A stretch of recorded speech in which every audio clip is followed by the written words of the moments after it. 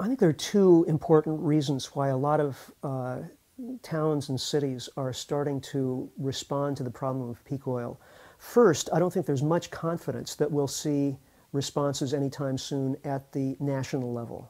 And second, it makes sense to work at the local level anyway, because what we're going to be seeing as a result of peak oil and increasing costs for transportation is a difficulty in relying on the global system to supply our needs.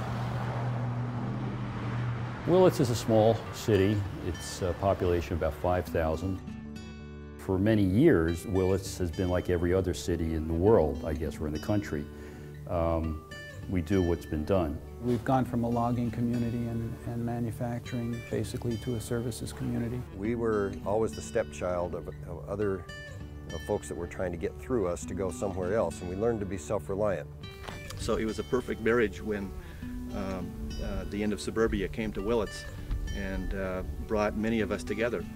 And not only has it formed new friendships, but it's given a complete new focus to the community that many of us are rallying behind. Well, this thing started about a little over a year ago, and at that point it was a question as to whether this was even a story we were going to cover. It was a group of young idealists coming in and talking a lot of talk that nobody had ever heard before. We'd be hard-pressed to get a group of 6 people in Willits to agree on anything politically. I think one thing we do agree on is that our community is really special to us, and we need to preserve, we need to protect it, and we need to look out for one another. Many people in this community can sit down in the same room and not talk about Iraq and not talk about the Patriot Act, but they can talk about Willits and they can talk about what we're doing to prepare ourselves.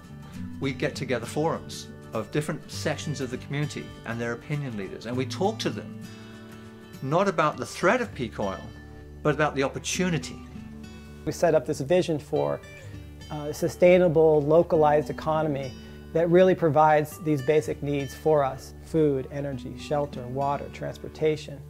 You had the city involved, you started to get the school board involved, you started to get the Chamber of Commerce involved. The opportunity is to become strong and healthy in our locality, and then encourage other localities to do the same. A person who can observe trends will certainly come to the same conclusion that the Willits Economic LocalLization folks have, that the current system is not viable over the long run. You hate to say that a crisis is bringing people together, but that's exactly what I see this becoming, because Americans have a tendency to lull into comfort and not progress. And I think that that's not the way we need to be now. We need to be very proactive. A lot of what this is about is really sort of participatory democracy. This is something that's been really missing in politics for a long time. Studies have shown that good decisions come out of not sort of experts telling people what to do, but out of the people interacting with knowledgeable experts, deciding what the best course is for them. If this is what our problem is, and we think this is what our solution is, then how are we going to travel the road? Can we do something ahead of time? Can we do it collectively? Can we do it as a community? That's what democracy is all about. Economies are going to have to be localized more and really become more of a partner with their local environment to provide what they need and hopefully not damage it in the process. The bank as a private institution is perfect to help in that regard, because if you don't get the cash from the government, you can get the cash from your fellow residents who put it in here in deposits. The other big movement that happened energy-wise was the city formally set up what's called an ad hoc energy committee.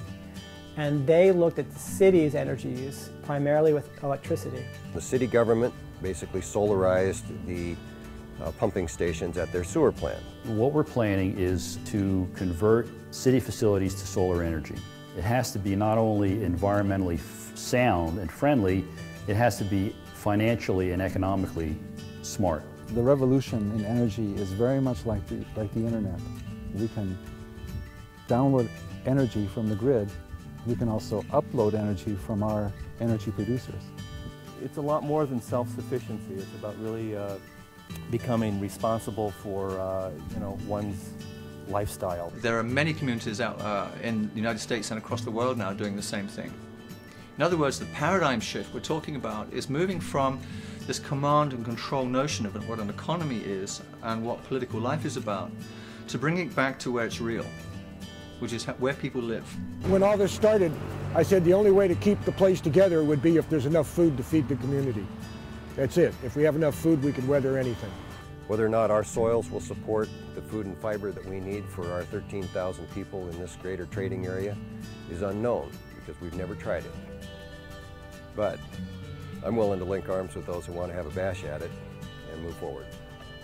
The opportunity is to just go forward and continue to create ourselves and in the way we want to be, in the vision of our biggest, most fulfilling self.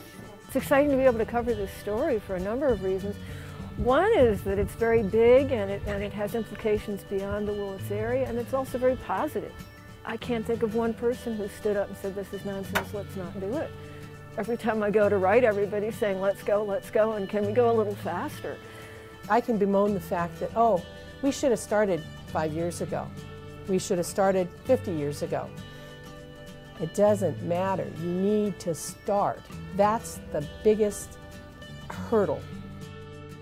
We all agree that this is the right thing, the right time, and the right place.